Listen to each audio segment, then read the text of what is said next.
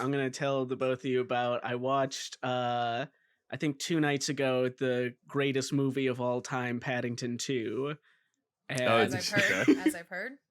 yes, That's what Nicolas Cage said. that's what Rotten Tomatoes says. That's just what everybody says. And you know what? They're fucking right. Did it make you feel like a child again?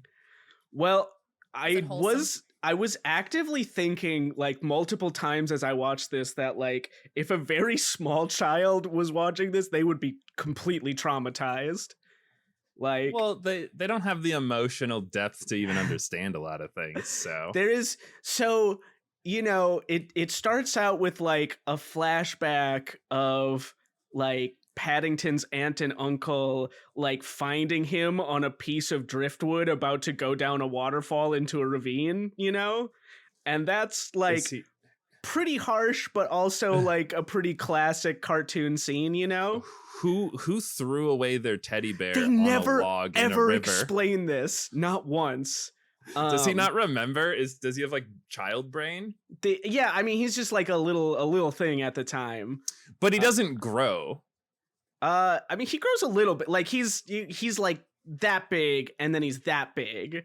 What? So he's a biological creature. We need to do a whole episode on Paddington, apparently. Oh yeah. What are you talking about? I would love to do a whole episode on Paddington, but that would be awesome. He is a biological creature. An explorer found a sentient race of bears that are No. Yes. No. This is not real. Yes, no, they're just making this part up. He befriended them. Stuffed bear. He befriended them with their love of marmalade, and thus was able to. So that's just a racial.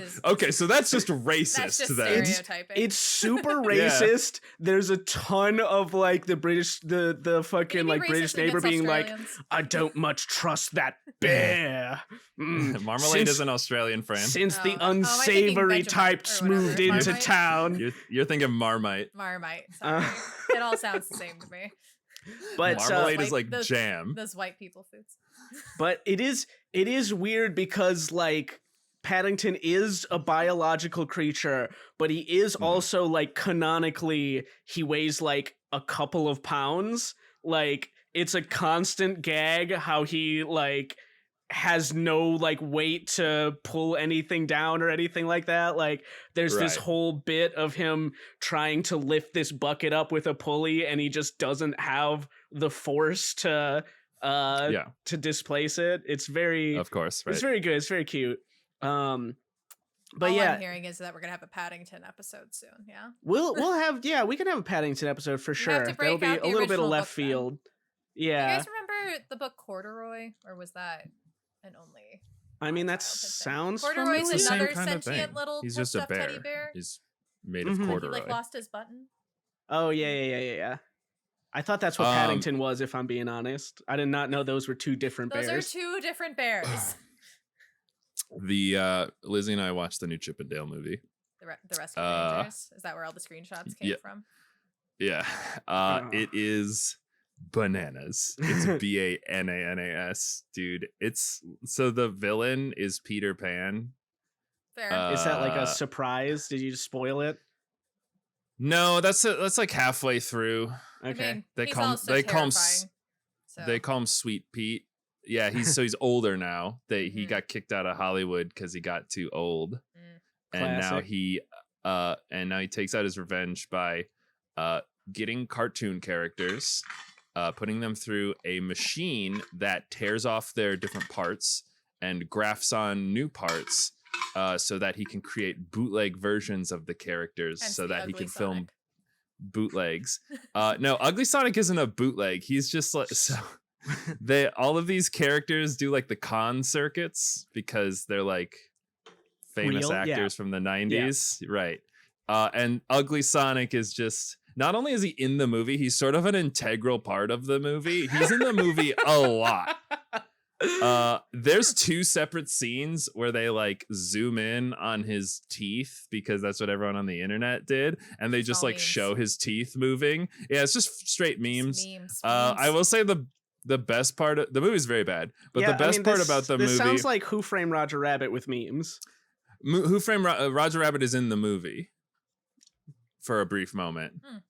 He's he's there. They also name drop they name drop Jessica Rabbit. Yeah, of course. But she's not actually in the movie. But they don't have the balls to put Jessica Rabbit in the movie anymore. I don't like that they're voiced by Andy Samberg and the other comedian, but I don't care too much about that. Yeah. They should probably have chipmunk voices. It's revealed that their chipmunk voices is just a voice that they do, because they do speak chipmunk style, but only when they're like doing character voices. But the best part is that all the backgrounds, they just like did a bunch of mashups of properties, because I don't think they got the rights to all of these, quite honestly. There was one running bit they had where it was E.T. versus Batman. What?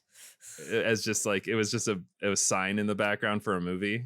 Okay. And then they show a clip from the movie later in the movie where it's E.T. going, "E.T. forgive Bat," and then it pans to Batman and he's just like, "Fine." it was really good.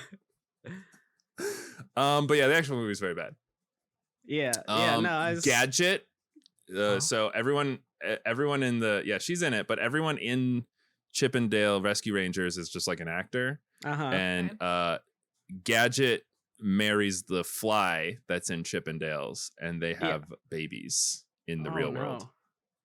They have horrible insect chipmunk hybrid babies. I don't like that.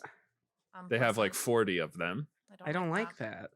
Really don't like that. Well, I don't know what you want from me, Ethan. I wanted you to conceal that from me. I wanted you to protect me from the truth. I mean, I probably will never see it. I can't do that, Ethan. I'm a truth bringer. I'm Prometheus. I bring you the fire, even if it's going to burn you. There's nothing else I can do for you.